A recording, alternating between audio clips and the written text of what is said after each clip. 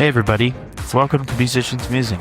This is a place where we learn, reflect, grow, and just have fun as musicians in ministry. I'm Zeke. And I'm Zay. Let's get into today's podcast, top lessons we have learned as musicians.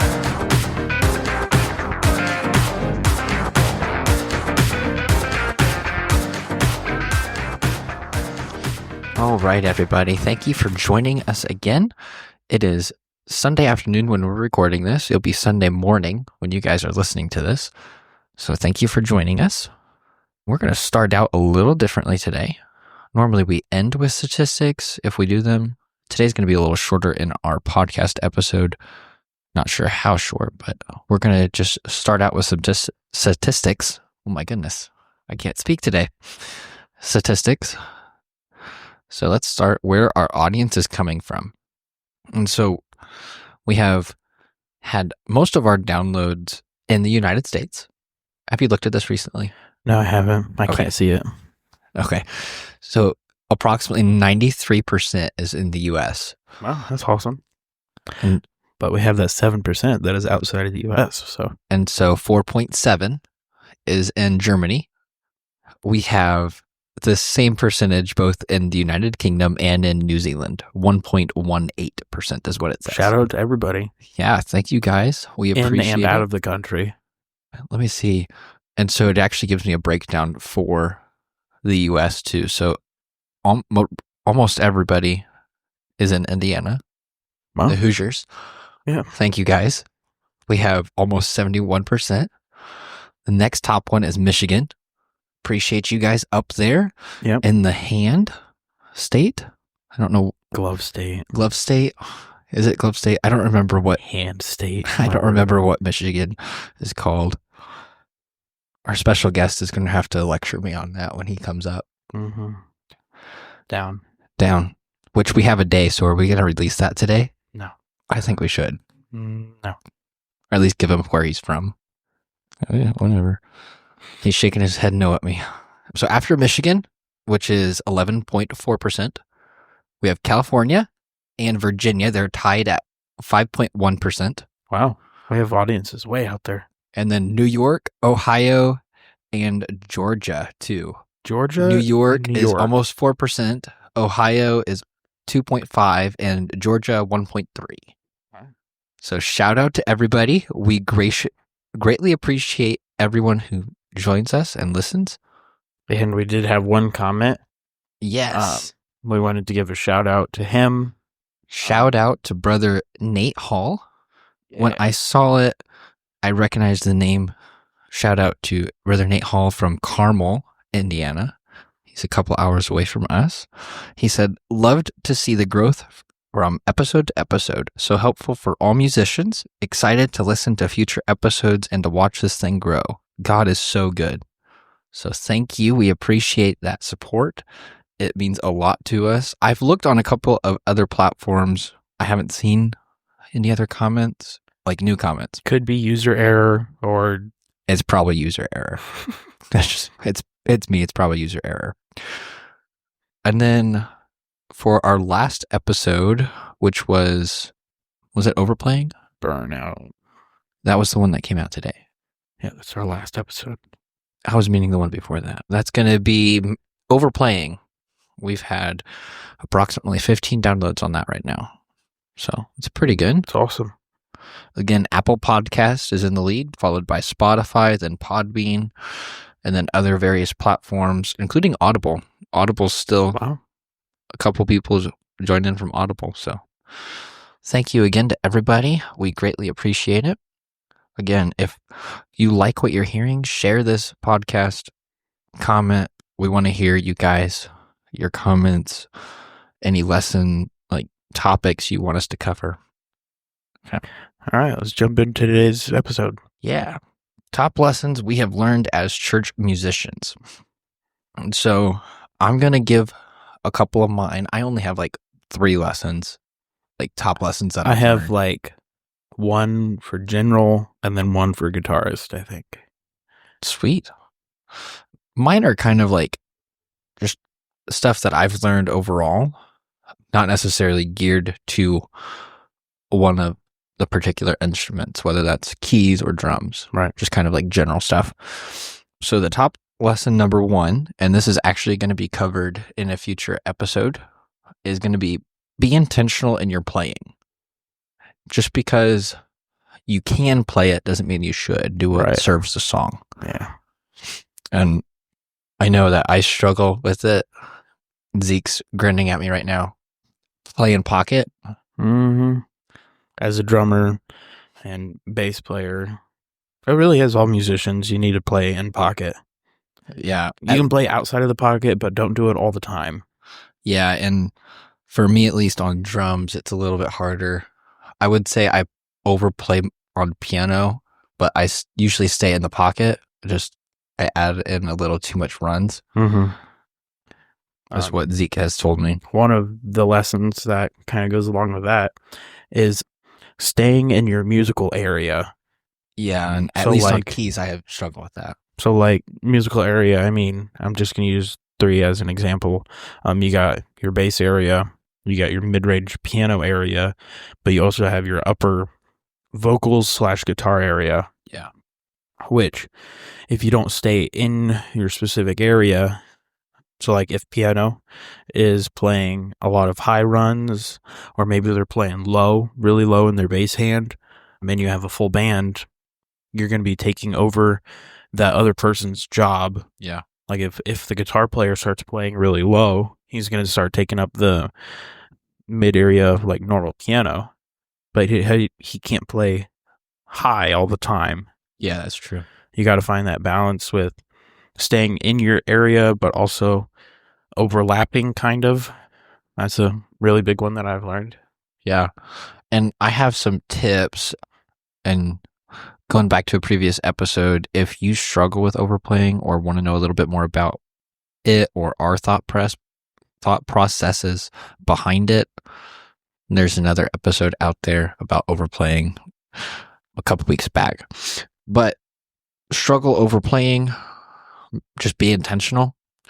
Here's a couple of strategies I've learned is listen to the recording and try to replicate that as much as you can. Learn it exactly. And like then, the recording. Yeah, and learn it to the point where you can, not necessarily quickly, because you'll have like muscle memory, but adapt to changes with that recording for your particular church. And then intentionally leave some space for your other band members and or singers. Did you have any other tips in addition to what I said, or? No, not really. Okay.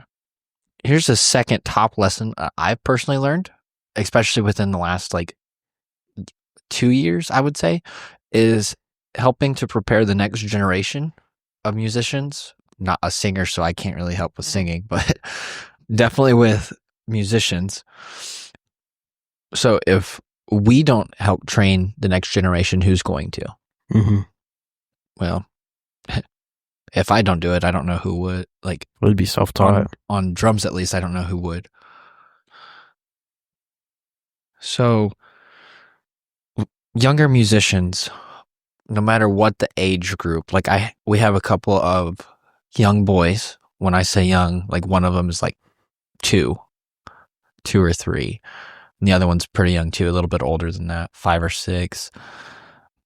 And they'll watch me, they'll be in service and air drumming, trying to do what I do, bobbing their heads. Although I think one of them, the younger one, is interested in everything. Yeah. But air drumming is the easiest thing to do. Yeah, for sure. And plus, you don't look as awkward air drumming versus playing air piano or something. You look very awkward at anything. That's true. But I think it looks a little bit better with air guitar or air drums, personally.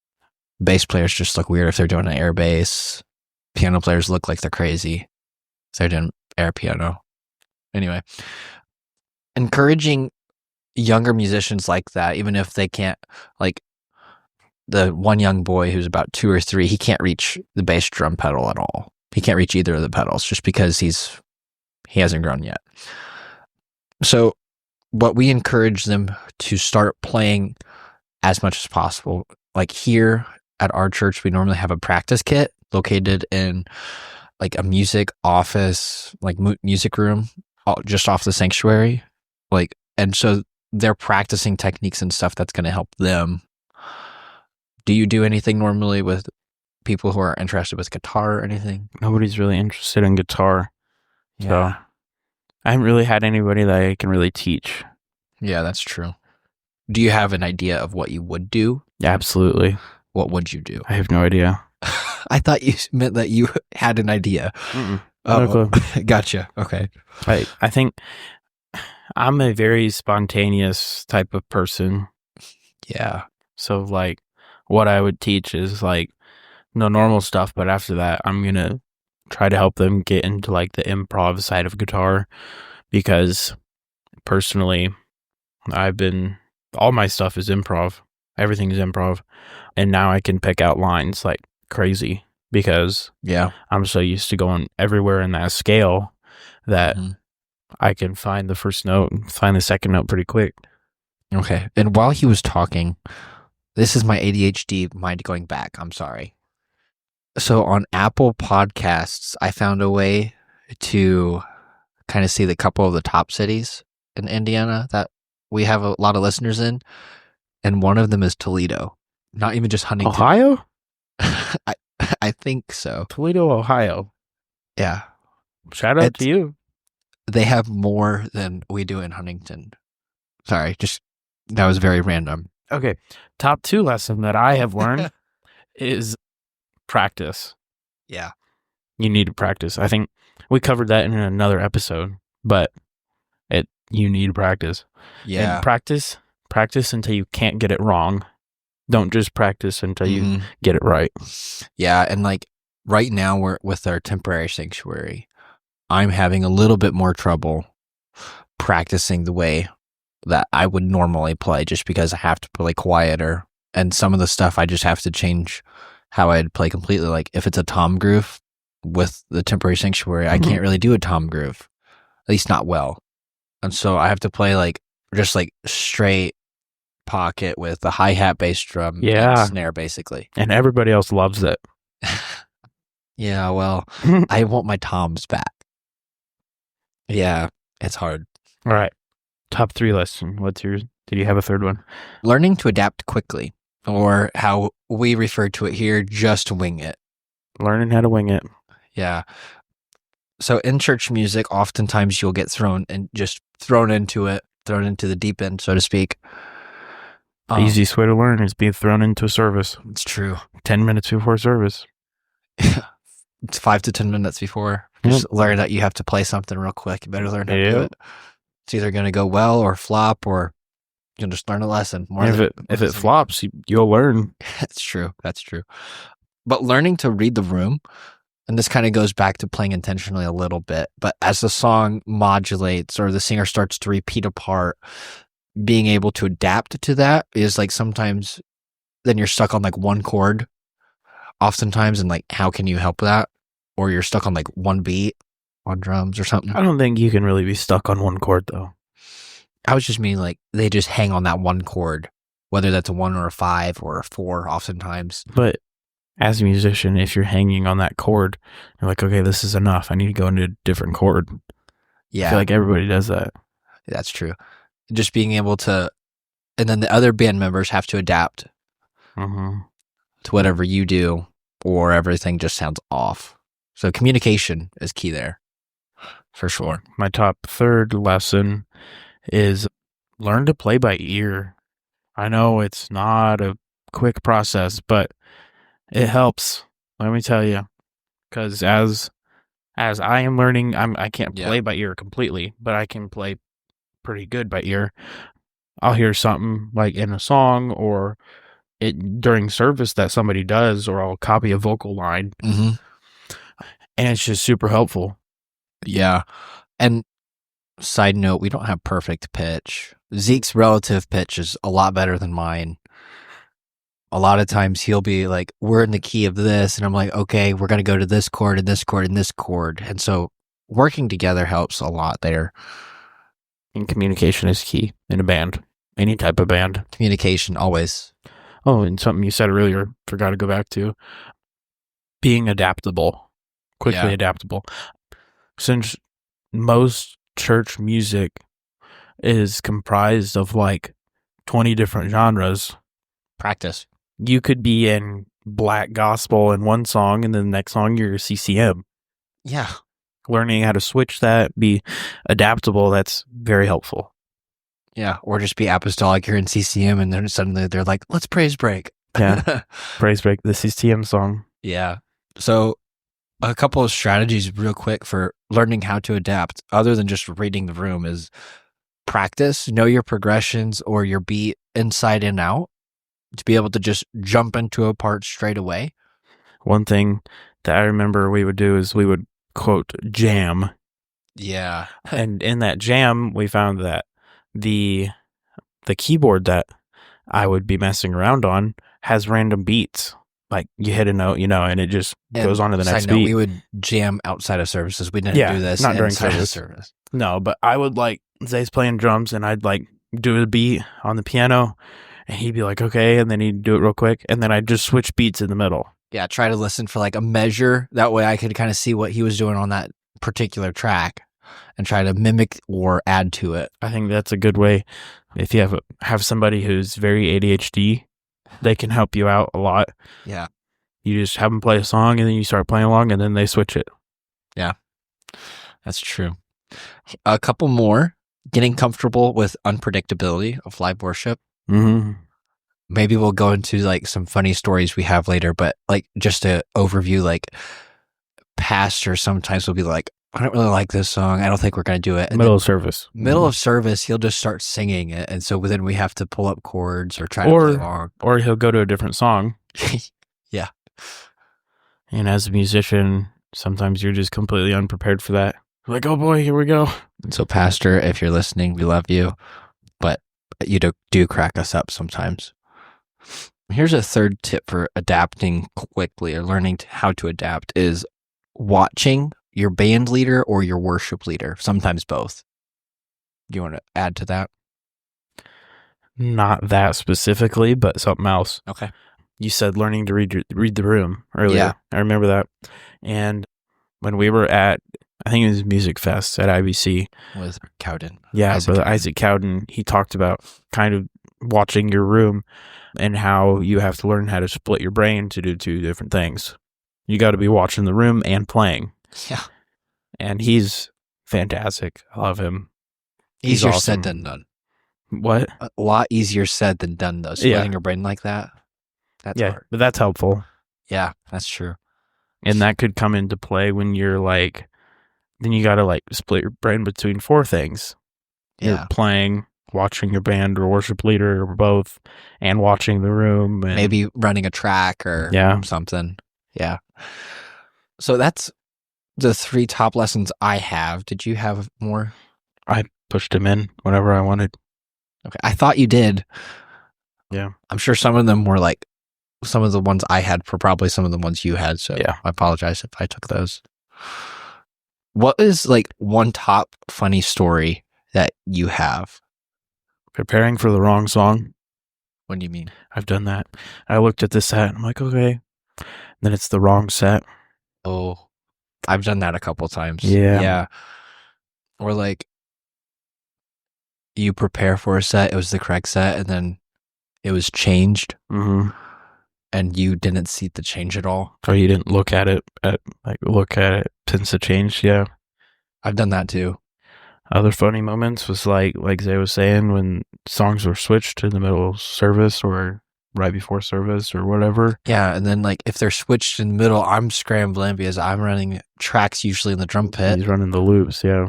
And so I'm trying to pull up the correct track for this new song. Or when we get off of the loop. That's embarrassing. Yeah.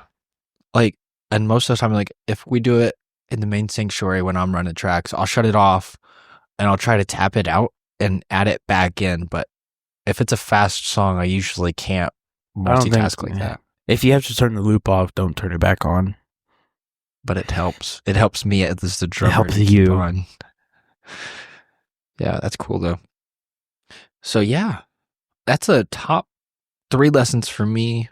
You had 3 from Zeke. 2, 3, something like I that. think he had 3 from Zeke. So 5 or 6 total top lessons. If you guys have a funny moment that you wanted to share, give us a shout out. And if you do it in a comment, we'll read that or whatnot. You don't want to share our special guest that's coming up. I really want to share it. He's dying because he's ADHD. Can I? No. We will share him Next week. on that episode. Is that next week's? Special guest next week? We're recording next week. It's the week after. I thought we were recording Saturday. So today we're recording for next week. Oh, that's So right. we're recording Saturday for the week after. That's true. But like according to this, when this comes out, it'd be 1 week from then, right? Yeah, it'll be 1 week from when this podcast comes out. Yeah. So next week from the time this podcast comes out, 2 weeks from our actual day today, we'll have a guest interview and maybe an episode or 2 with that. Yeah. Sorry, I just remember one more tip. Yeah. Ask questions to people who they know more than you do about music or whatever. Yeah. That's a good one. Surround yourself with people who are good musicians. That's a good tip. Yeah, for sure. Thank you guys for listening. This has been Top Lessons We Have Learned as Church Musicians. Not sure what we're going to title this quite yet, but that's like the description. And then subscribe, leave reviews, share this with your friends and family. We love to hear your guys' feedback. I personally enjoy giving you guys shout outs when I see a comment. If we see a comment or somebody listening from a new country, we will say you in the next episode. Yeah, for sure. As soon as we see it. If you don't want your name, change it And again, user error. If you left a message not on one of the major platforms I usually look at, give me time. I will find you eventually. Please Please comment with episode ideas that you want us to cover. That's always very helpful. Yeah. Because sometimes we feel like we're covering it for us. Yeah. Which is partly why we do it, I guess, because we're growing. But we're going to help you guys grow too. So join us next week as we have a guest interview. Yeah. I think we're going to we might do a couple. We'll do an interview and then like an episode. Yeah. So there might be a double released. Who knows? Part 1 interview, part 2 actual episode. It'll be fun. I'm looking forward to it. Stay tuned.